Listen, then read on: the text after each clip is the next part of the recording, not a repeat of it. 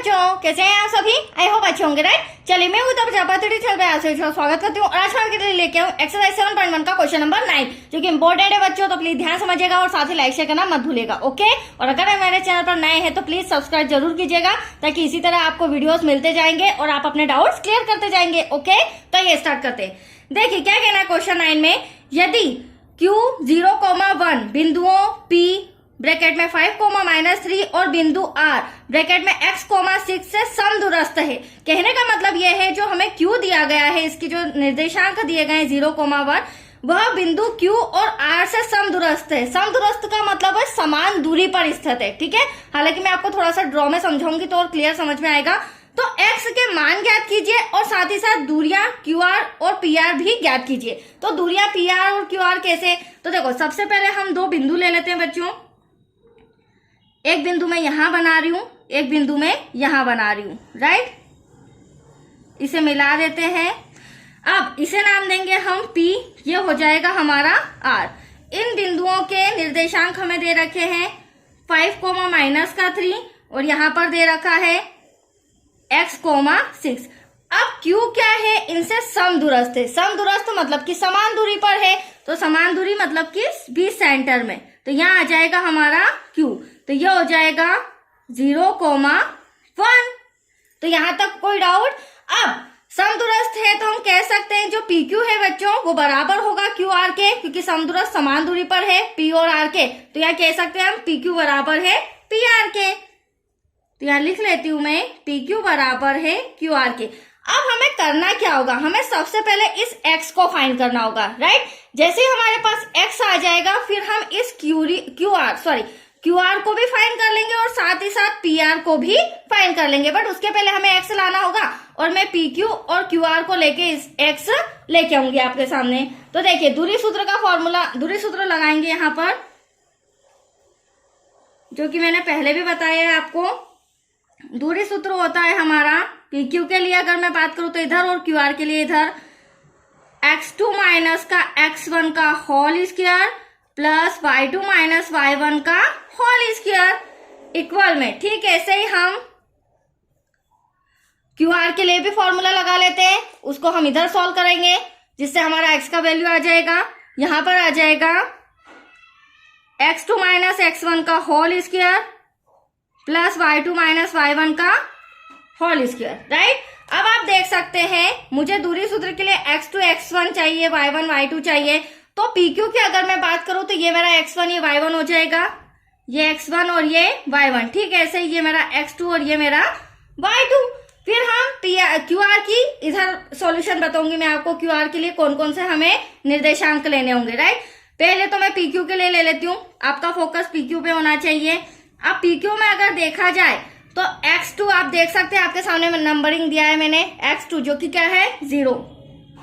तो यहाँ पर 0 में से माइनस करना है मुझे x1, ये रहा 5 ब्रैकेट क्लोज होल स्क्वायर, ठीक है। ऐसे ही Q क्या हो जाएगा हमारा, सॉरी Q नहीं, y2 क्या हो जाएगा हमारा 1, जिसमें से माइनस करना है हमें 3 को।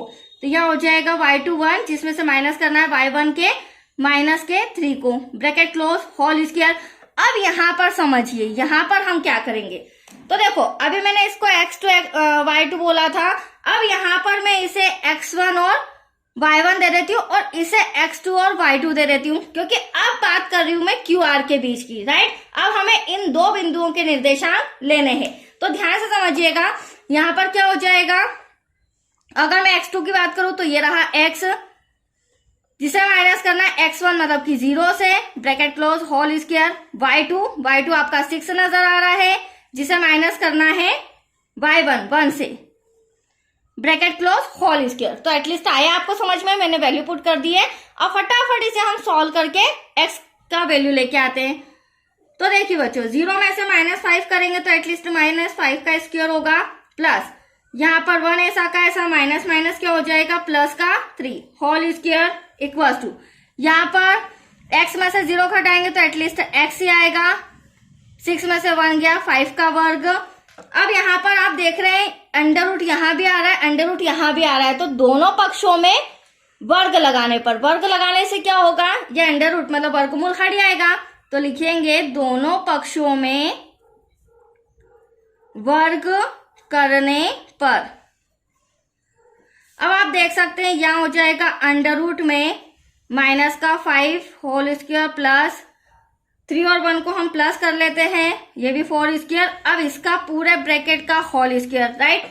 ठीक है, ऐसे ही अंडर रूट में एक्स स्क्वायर प्लस 5 का वर्ग और पूरे ब्रैकेट का होल स्क्वायर। तो अब ये स्क्वायर से स्क्वायर रूट कैंसल, स्क्वायर से स्क्वायर रूट कैंसल। तो अब हमारे पास क्या बचा बच्चों, यहाँ पर बचा माइनस का 5 का वर्ग प्लस 4 का वर्ग, ठीक है, ऐसे ही एक्स का वर्ग देन 5 का वर्ग। अब आप देख सकते हैं इसे सॉल्व करूंगी तो 5 5 का कितना हो जाएगा, 25 हो जाएगा हमारा, और माइनस से माइनस कैंसल, 4 4 आएगा यहाँ पर 16 इक्वल्स टू में एक्स का एक्स में करेंगे एक्स स्क्वायर, 5 का 5 में करेंगे तो 25।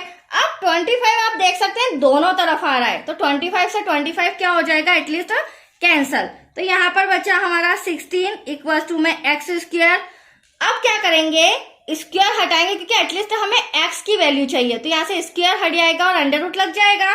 थोड़ा सा कॉपी इस तरह से कर रही हूँ, देखिए एक्स, मैं एक्स को इधर ले लेती हूँ, 16 इधर आ जाएगा और यहाँ पर आ जाएगा अंडर रूट। अब अंडर रूट 16 का वर्गमूल क्या होता है, मतलब स्क्वायर रूट क्या होता है, तो वो होता है 4। क्या होता है बच्चों, 16 का स्क्वायर रूट 4। बट यहाँ पर हमें एक बार इसे प्लस में लेना पड़ेगा, एक बार माइनस में। तो कहने का मतलब ये है एक्स का आंसर तो आ चुका है, बट एक बार क्या होगा, प्लस में इसे सॉल्व करना, एक बार माइनस में। ऐसा क्यों, वो मैं अभी बताती हूँ।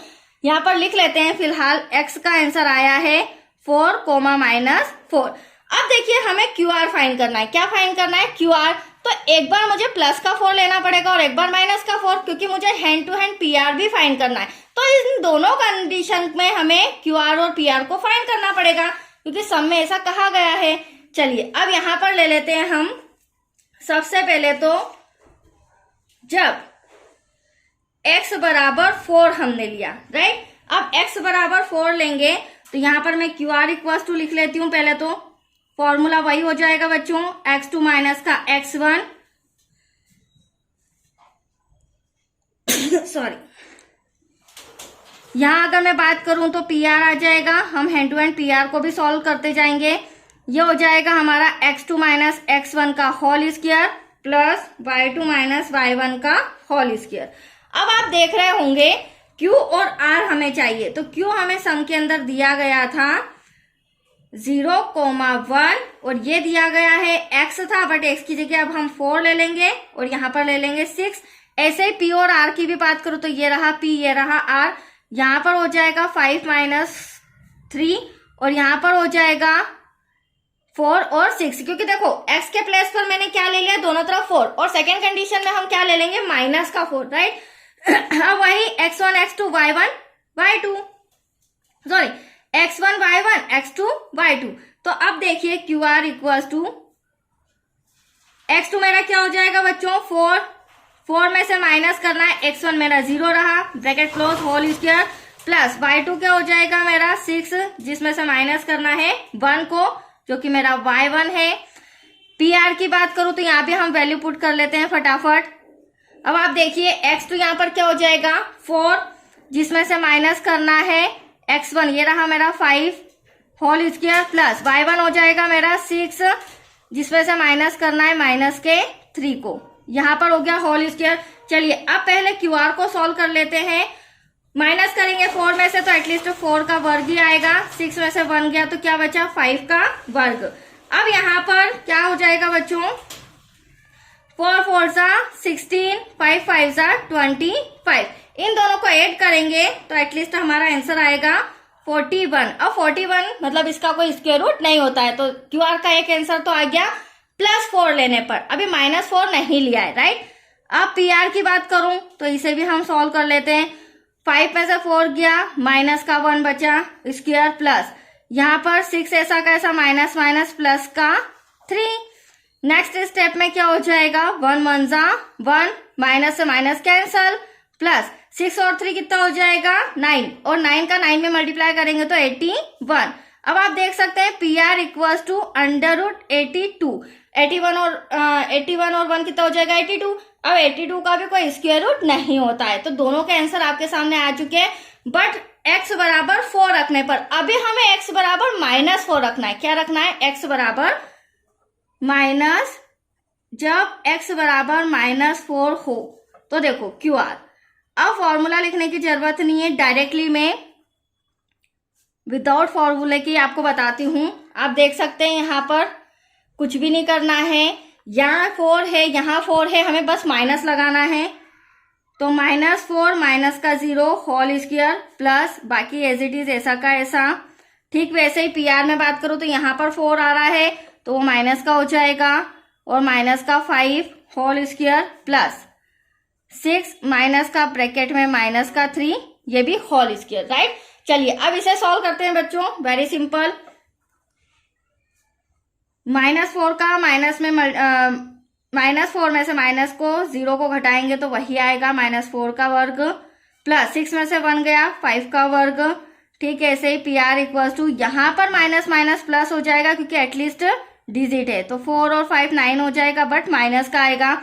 आगे सॉल्व करें तो वही प्लस माइनस का 3 का वर्ग, -4 का -4 में मल्टीप्लाई करेंगे, that's your answer.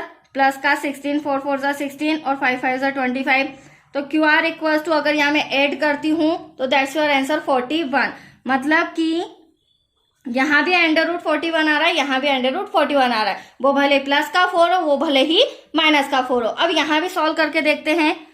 PR equals to -9 का -9 में तो 9 9 जा 81 प्लस 6 में से 3, हाँ यहाँ पर हमारा प्लस का आएगा, मैंने मिस्टेक कर दी, माइनस लगा दिया, कोई बात नहीं। 6 और 3 9 हो जाएगा बच्चों, 9 9 जा भी क्या आ जाएगा 81। तो यहाँ पर आप देख सकते हैं थोड़ा सा आंसर हमारा डिफरेंट आ रहा है, प्लस करेंगे तो 162, बट कोई इश्यू नहीं है, जो आंसर आना होगा वही आएगा। यहाँ 82 और यहाँ 162। तो आया आपको समझ में? बारिश का मौसम है, पानी आने वाला है, इट्स ओके। हमारा सम भी कंप्लीट हो चुका है बच्चों। तो आज के लिए इतना ही, थैंक यू।